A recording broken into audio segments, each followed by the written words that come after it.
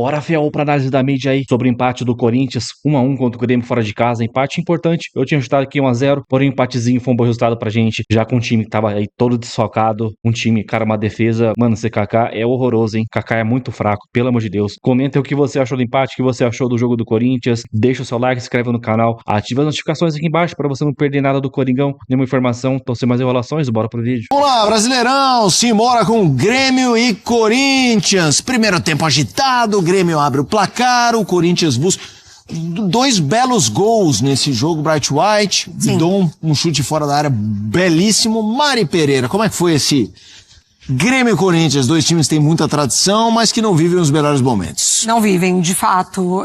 O Corinthians ainda muito desfalcado, né, obviamente dos seus principais jogadores, mas o fato de você ter Garro presente entre os titulares te dá uma sobrevida interessante. Foi isso que aconteceu com o Corinthians. Um lado esquerdo que funcionou no primeiro tempo, né, com o Thales Magno, com o Maicon, o Garro distribuindo muito bem o jogo, mas o Grêmio, ele começa já nos primeiros minutos, contando muito com a sorte da bola passar muito rente à trave do Hugo, e aí o Alisson, esse jovem jogador do Grêmio, desequilibrou muito a equipe do Mano Menezes. O gol começa dessa reposição com as mãos, né, do Volpi, espetacular, e aí jogadaça do Alisson, o Kaká vai mal no lance, cruza pra dentro da área e aí o Bright White consegue ainda ter a tranquilidade de cortar e marcar. O Corinthians depois empata de fato com um golaço do Bidon, mas foi um primeiro tempo assim, no segundo tempo não. No segundo tempo já foi bem mais ou menos. O jogo foi menor no primeiro tempo. Caiu muito, no segundo tempo caiu muito. Não, desculpa. Não, é isso. Não, a gente concorda. Eu cheguei assim. Não, a gente concorda. Aí vai o Corinthians por ataque. André, deixa eu só comprar lá. Esse é o gol. Tapa bonito. Golaço de fora da área. Houve belos gols nessa noite, né? Não Sim. só esse do Bidon, o gol do Grêmio também foi uma jogada bonita, bem feita. A jogada do Alisson é metade do gol praticamente. Quero te ouvir sobre esse jogo, André. Felipe, Mari, amigos, numa noite como essa, talvez a gente esperasse pouco, né? Das partidas, como o Felipe falou. O Brasileirão voltou, mas ele daqui a pouco já não está mais aí. E só depois mesmo do Mundial de Clubes da FIFA. Mas se dá pra gente falar alguma coisa que pode ser encarada como uma crítica que esse jogo merece, é ter nos mostrado no primeiro tempo que ele poderia ser bom. Porque de fato as coisas aconteceram, foi um jogo disputado, competitivo. O Corinthians não se limitou a fazer um jogo defensivo na Arena do Grêmio na noite de hoje. No momento em que os gols aconteceram, né, o gol do empate do Corinthians foi logo depois do belo gol do Bright White, era um momento de trocação mesmo, os dois times tentando, então, disposição ofensiva, tanto por parte do Grêmio quanto por parte do Corinthians, mesmo com os desfalques que a gente precisa considerar, mas alguns são de longo prazo, né, o Roberto, por exemplo, só bem mais pra frente, no caso dos desfalques corintianos. E o 1-1 é o resultado adequado ao que os times mostraram no primeiro tempo. E aí esse jogo vai para o intervalo e a gente pensa, bom, no segundo tempo vai continuar. Sim. Vai prosseguir essa busca pelo gol, os dois times querendo a vitória. E é claro, né, ninguém deixou de querer a vitória. O que aconteceu foi como eles continuaram procurando a vitória. Sem a mesma intensidade, sem a mesma clareza para jogar.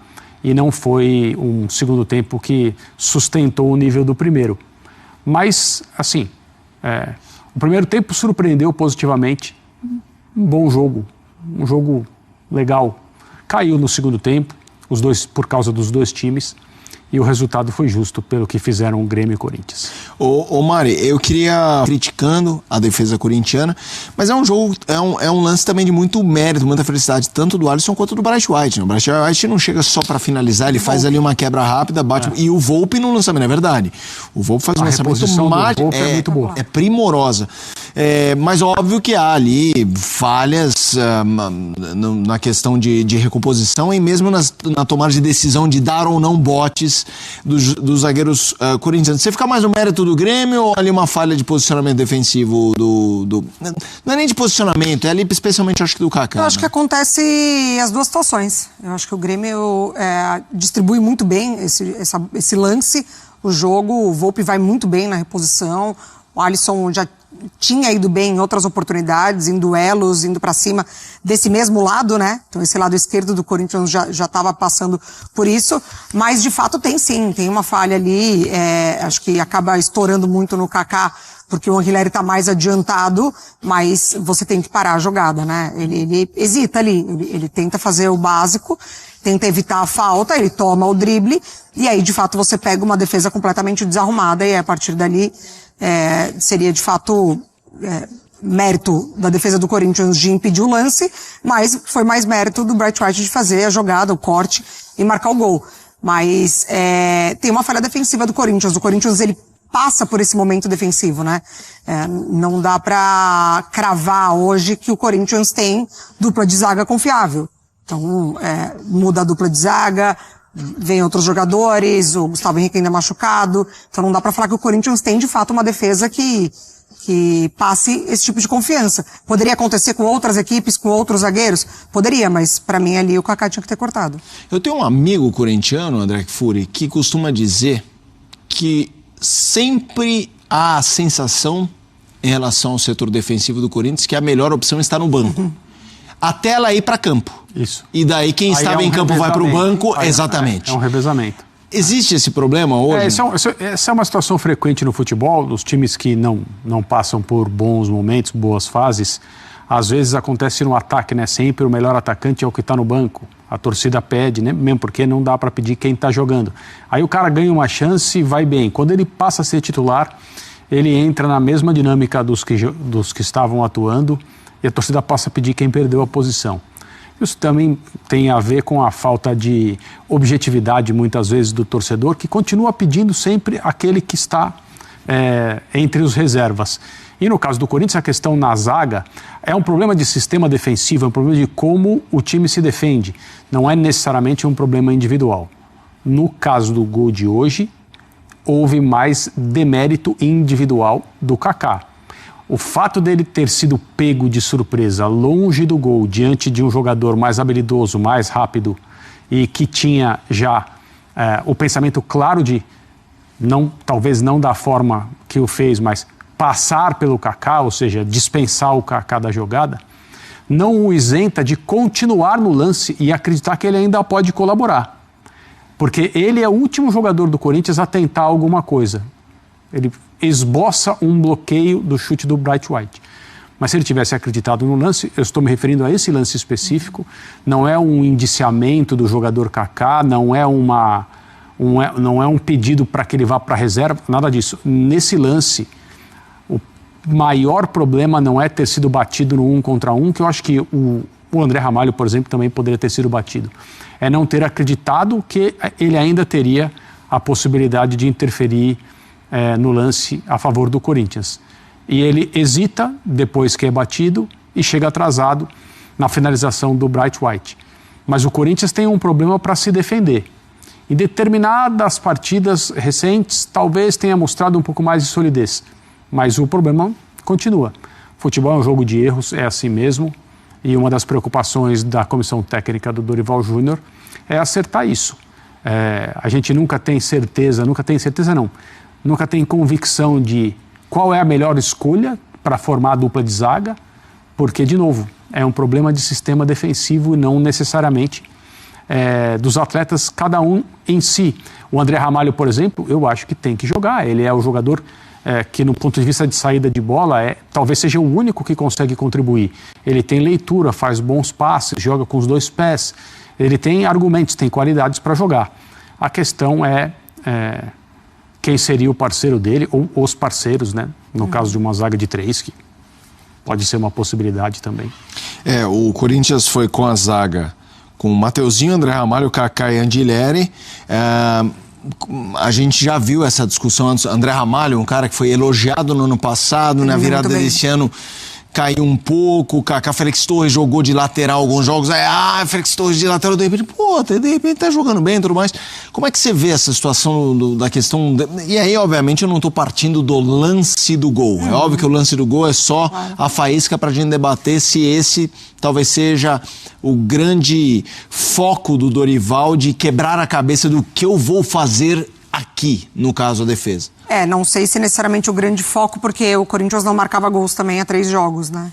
Então, assim, você perde o seu principal atacante e você, de fato, sente muito essa ausência, porque mesmo com ele em campo, outros jogadores também não conseguiam contribuir tanto, né? Os jogadores do ataque, quando você fala do próprio Héctor, Romero, o Thales Magno, hoje que até foi melhor, mas não perto do que mostrou no Campeonato Paulista, por exemplo.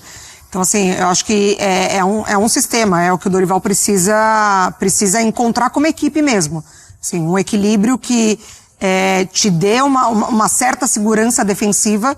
E aí, quando eu falo segurança defensiva, é justamente não deixar estourar tanto nos zagueiros. Enfim, hoje o Hugo também foi muito importante. Sempre, né? Quase sempre o Hugo aparece muito bem. E isso é um sintoma do que está acontecendo no Corinthians.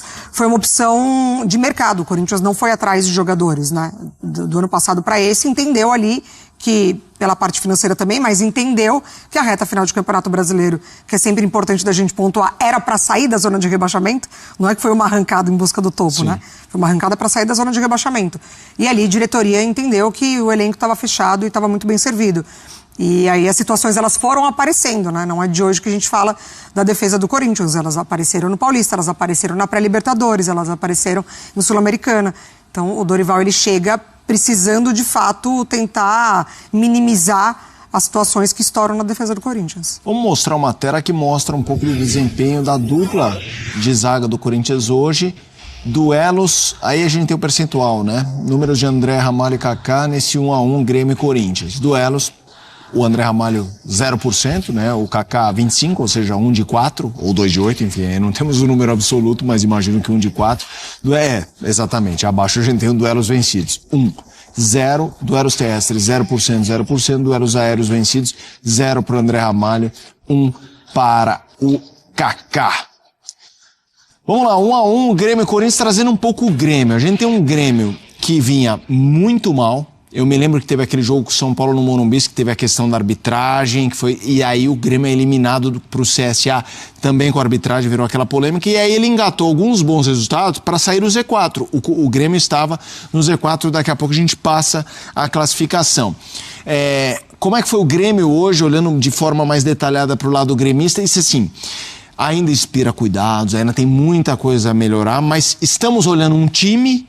ou ainda é uma questão mais bagunçada esse contexto gremista? Me parece que o Mano está tentando organizar, está conseguindo em algumas circunstâncias. Ele é um treinador que normalmente gosta de fazer a coisa primeiro do ponto de vista da defesa para o ataque, porque também é natural que um treinador que chegue a um clube com a temporada em andamento chegue para resolver problemas, herdando o elenco que não foi ele que montou, tendo a obrigação de apresentar resultados rapidamente. Eu me lembro de uma entrevista do Mano, já há algum tempo, em que o assunto era a falta de criatividade.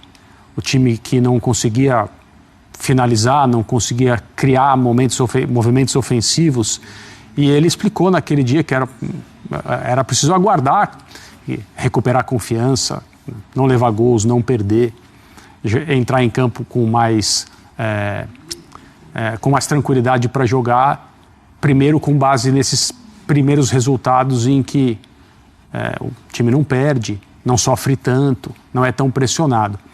Hoje, no primeiro tempo, o Grêmio encarou o Corinthians, encarou no sentido de foi para cima do Corinthians para tentar construir o resultado. A jogada do gol é uma jogada diferente, né? Porque não é uma jogada armada por um sistema ofensivo posicionado, é quase que um contra-ataque, né? Porque a bola é jogada pelo goleiro para um atleta que tem habilidade, tem velocidade, arrancar na direção do gol adversário. Ele fez isso muito bem, o Alisson, e serviu o Bright White. Foi um lance muito rápido em que o Grêmio conseguiu pegar o Corinthians desprevenido, desatento. Mas tem muito mérito aí, provavelmente é um movimento treinado. E as coisas elas precisam ser feitas e o torcedor precisa ter calma, não adianta.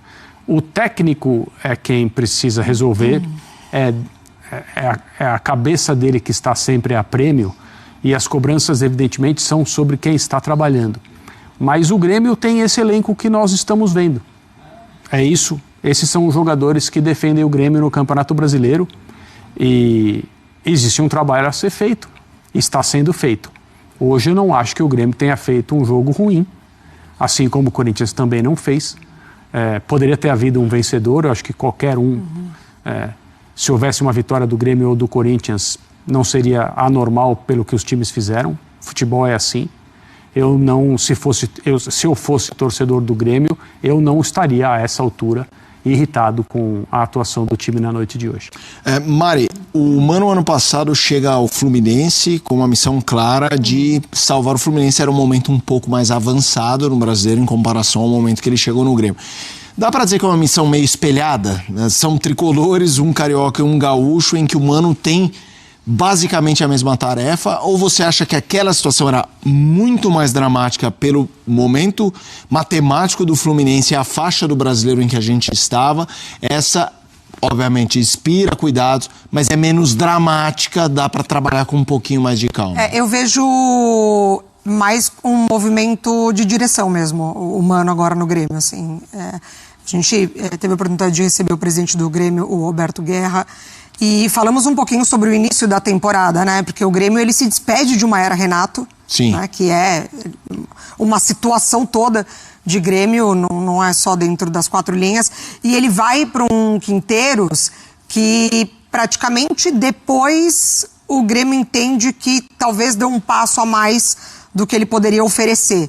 Então ele recua um pouquinho, e para mim esse movimento de Mano Menezes é muito mais para tentar respirar um pouco com alguém que já conhece, alguém que também sabe lidar com torcida, alguém que sabe fazer ali, ajustar as situações que elas não aconteceram com o antigo treinador, e aí sim projetar o Grêmio um pouco mais para frente. Então eu vejo mais esse movimento de direção, de tentar apaziguar um pouco a situação, porque também já tinha chegado a um limite com torcida, que a torcida não estava nem comparecendo aos jogos, né? Estava super esvaziado os jogos do Grêmio. Então, para mim, esse movimento de diretoria, ele acontece, mas a partir desse momento, com o Mano tentando oferecer um pouco mais do que só ali segurar e ajustar um sistema também mais defensivo. É importante para o trabalho do Mano, mas acho que a partir de agora, com jogadores que já estavam, que já passaram por outras situações, talvez dando uma sobrevida ao Grêmio.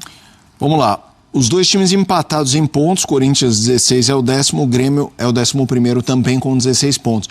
Fazendo um olhar sobre o Corinthians, André, também no viés do treinador, né? O Dorival chega e, curiosamente, jogos em que ele foi mais elogiado são os jogos mais mexidos, né? O jogo contra o Galo é um jogo em que muita gente avalia que foi uma boa atuação do Corinthians, era um time também bastante remendado. O que aconteceu hoje, não que hoje estejam dizendo que, nossa, o Corinthians jogou muito bem, mas em função do que tinha, jogando fora contra o Corinthians, contra o Grêmio, a performance foi, se não celebrada, porque eu acho que celebrada não foi respeitada. Olha, legal, essa é tivemos postura, diz o corintiano. Queria te ouvir. Uma das coisas que surpreenderam na atuação do Corinthians hoje foi a variação de jogo, a maneira como o Corinthians teve bastante mais fluidez no ataque do que o normal.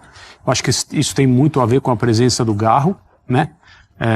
Fala-se sempre nos desfalques, existe uma ideia que eu não considero errada, eu concordo, que o Corinthians tem um bom time titular, mas quando o elenco é chamado a resolver problemas, aí não importa qual é o treinador, quando o elenco é chamado a resolver problemas, ele não aparece. E o nível de competição cai muito, o nível técnico cai, o Corinthians passa a ser uma equipe com muitos defeitos. Isso é verdade. Como eu falei agora há pouco, o Roberto só depois do Mundial de Clubes, o Memphis estava jogando pela seleção do seu país nessa data FIFA. O Garro é um jogador que todo mundo sabe tem seus problemas físicos, não está no melhor da sua forma, e é um jogador do qual o Corinthians depende, mas ele mais colabora e se sacrifica do que apresenta uma situação de seu corpo está em dia e ele pode expressar o melhor futebol que ele tem. Mesmo assim, a diferença técnica dele para a maioria dos outros é muito grande, a capacidade de leitura de jogo, passe, bolas viradas, chute de média distância, ele tem tudo isso e praticamente só ele tem. Então, quando ele está jogando, o Corinthians é um time que se move muito melhor, que circula a bola de maneira muito mais criativa e mais objetiva. E foi o que deu para perceber, especialmente no primeiro tempo. Então, assim, o Dorival ainda é um treinador que acabou de chegar, o clube está envolvido e mergulhado num caos absoluto do ponto de vista administrativo, mas absoluto. E as pessoas vivem falando, não, o jogador não está nem aí com isso. Outro dia eu ouvi, não sei em qual emissora de rádio, também não importa, duas pessoas ali debatendo, e um falou pro outro assim, mas me explica no que a situação política interfere pro jogador. Ah, legal. Interfere porque o jogador ouve, ele lê, ele sabe de coisas que pouca gente sabe porque ele está lá dentro, ele pensa nas perspectivas, ele pensa na sua própria situação individual, ele pensa o que vai ser do clube, o que vai ser do time, o que vai ser da comissão técnica. Não à toa, o próprio Garro disse há algumas rodadas no Campeonato Brasileiro, antes dessa parada, evidentemente, que os jogadores se sentem mal com o que está acontecendo. Sim. Então, né, quando a palavra vem de dentro do clube, assim, com todas as letras da boca de um jogador, a gente tem que parar para ouvir e considerar. Então tem todas essas situações que um técnico precisa administrar. Então a questão do ambiente, que é cada vez mais tem que ser uma habilidade de um treinador, no caso do Corinthians hoje é um desafio a mais para quem quer que seja o técnico. E o Dorival é uma figura experiente, já viu muita coisa, já teve que resolver muitas situações e ele está passando por mais um desafio nesse aspecto de administrar um ambiente que não é bom, que não é produtivo, de cima para baixo, internamente, estou falando do clube, e fazer o trabalho dele do ponto de vista de ser um treinador mesmo, um técnico, para que o Corinthians em campo, nas suas atuações, seja competitivo e faça um bom papel nesse Campeonato Brasileiro. Vai parar agora o campeonato, ele vai ter, como os outros treinadores que ficaram aqui no Brasil, tempo para trabalhar. Tomara que esse tempo que ele tenha para trabalhar seja realmente um período em que a comissão técnica do Corinthians possa se dedicar ao trabalho de campo. Bom, esse foi a análise da mídia aí com esse empate do Corinthians. Eu achei um bom resultado, mas não achei um futebol aí. Tô vendo que muita gente falando, nossa, como o Corinthians mudou já, a triangulação, não sei o que lá. Cara, pra mim não mudou muita coisa, não. Claro que tava cheio de desfalques aí, sem Memphis, sem Yuri Alberto, sem André Carrillo, José Martinez. Então, cara, não dá pra ter parâmetro pra muita coisa esse jogo, mas é um ponto importante. Normalmente fora de casa contra o Grêmio é sempre jogo difícil. Ano passado aquele 3-0 foi tipo uma exceção, mas o empate aí com o time que a gente entrou em campo, com a zaga que a gente tem, mano, só o Hugo se salva ali, o Hugo Souza, cara, que defesa que ele fez no segundo tempo, cara, que ele pegou com o pé ali, o cara chutou, ele pegou no reflexo com o pé, ali foi um gol do Corinthians. Então o empate, o golaço do Bidon, né, acho que é o segundo gol dele com a camisa do Corinthians, até que enfim, o moleque aí, a gente espera que possa dar uma confiança pra ele esse gol. Ele que a gente cobra pra chutar mais no gol, bater mais. Ele tem qualidade. E, cara, de canhota ainda, na hora pensei até que fosse o gol do Garro. Que eles, de longe, assim, o Garro e o Breno Bidon se parecem um pouco, então meio que confundi. Depois eu vi que tinha sido o Breno Bidon. E falando no Garro, voltou e conseguiu jogar os 90 minutos. O Garro, claro que não fez aquela partida que a gente tá acostumado o Garro a ver. Claro, sem ritmo de jogo, ainda tentando recuperar a sua melhor forma. Com o tempo agora vai ter férias, eu não sei se são 2 semanas, 15 dias ou são 19 dias. Pelo que a ESPN falou mais cedo, são 19 dias de férias. Então não vai ter esse tempo todo para treinar, que os jornalistas estão falando aí. Vai ter uns 15 dias realmente para treinar, porque o brasileiro volta lá pro dia 14, dia 15, né? Então vamos ver como que o Dorival vai armar esse time, treinar esse time aí nesse período. Então comenta o que você achou do resultado, deixa o seu like, se inscreve no canal, ative o sininho para você não perder nada do Timão. Então até o próximo vídeo, valeu, é nóis!